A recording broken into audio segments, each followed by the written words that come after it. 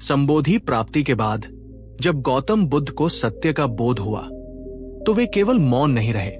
उन्होंने निश्चय किया कि ये ज्ञान केवल उनके भीतर नहीं रहना चाहिए, बल्कि समस्त मानवता के कल्याण हेतु इसे साझा किया जाना चाहिए। यही कारण था कि बुद्ध ने बहुजन हिताय, बहुजन सुखाय का मार्ग चुना, यानी अधिक से अधिक लोगों के हित और सुख के लिए। बोध गया कि पवित्र भूमि पर ज्ञान प्राप्त करने के बाद बुद्ध ध्यानस्थ बैठे रहे। तभी ब्रह्मा सहम्पति नामक एक देवता ने आकाश से निवेदन किया, हे तथागत, कृपा कर इस महान ज्ञान का प्रवाह संसार में करो।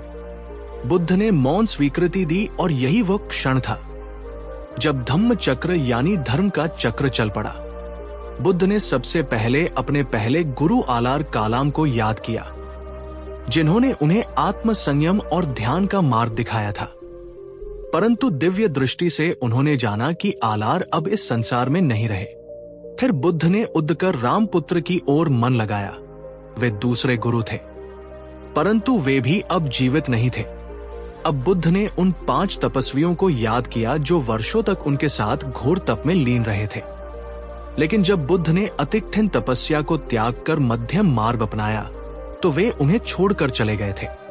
बुद्ध ने अपनी दिव्य दृष्टि से देखा, वे 5 तपस्वी इस समय सारनाथ के ऋषिपत्तन मृगदाय में हैं। बुद्ध पैदल ही चल दिए। ये यात्रा सिर्फ शरीर की नहीं थी, ये करुणा की यात्रा थी, दुनिया को अंधकार से प्रकाश की ओर ले जाने की। जब बुद्ध सारनाथ पहुंचे, तपस्वियों ने सोचा, यह वही सिद्धार्थ है जिसने तपस्या छोड़ दी थी। हम उसका सम्मान नहीं करेंगे। परंतु जैसे ही उन्होंने बुद्ध की दिव्य आभा देखी, उनकी शांति, उनकी दृष्टि, उनके वचन का प्रभाव अनुभव किया, वे नतमस्तक हो गए। यहीं सारनाथ में बुद्ध ने अपनी पहली देशना दी। ये देशना थी 4 आर्य सत्यों की। 1, जीवन में दुख है।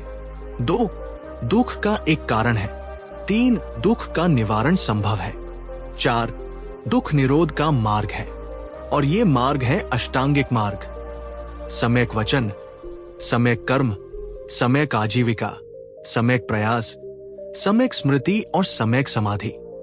बुद्ध ने बताया, जीवन 2 अति की ओर झुकता है, या तो विषय सुखों में डूब जाता है या कठोर तपस्या में स्वयं को पीड़ा देता है।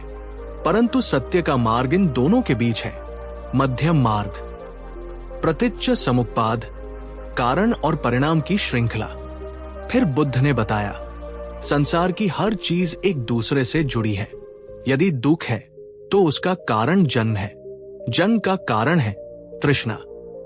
तृष्णा उत्पन्न होती है अज्ञान से। इस तरह उन्होंने बताया, अज्ञान ही सभी दुखों की जड़ है और ज्ञान ही मुक्ति का द्वार। बुद्ध की ये पहली देशना सुनकर कौंदम नामक तपस्वी ने तुरंत सत्य को समझा और वह बने पहले सोत्पन्न, यानी जो निर्वाण की ओर प्रवाहित हो चुका है। अन्य तपस्वी भी धीरे धीरे बुद्ध के अनुयायी बने। यहीं से बौद्ध संघ की स्थापना हुई। उपसंहार, आज भी सारनाथ में वो स्थान धम्म चक्र पवत्तन स्थल कहलाता है। ये वही पवित्र भूमि है जहां बुद्ध ने सबसे पहली बार करुणा और ज्ञान का दीप जलाया। यही वो क्षण था जब धर्म का चक्र घूमने लगा और आज तक घूम रहा है। हर उस व्यक्ति में जो सत्य खोजता है, दुख को समझता है और करुणा का मार्ग चुनता है। अगर आपको ये पवित्र कथा अच्छी लगी हो तो कृपया लाइक करें, अपने मित्रों के साथ शेयर करें और हमारे चैनल को सब्सक्राइब करना ना भूलें। आपका एक क्लिक हमें और भी ऐसे प्रेरणादायक, ऐतिहासिक और आध्यात्मिक विषयों को आप तक पहुंचाने में मदद करता है। बुद्धं शरणं गच्छामि।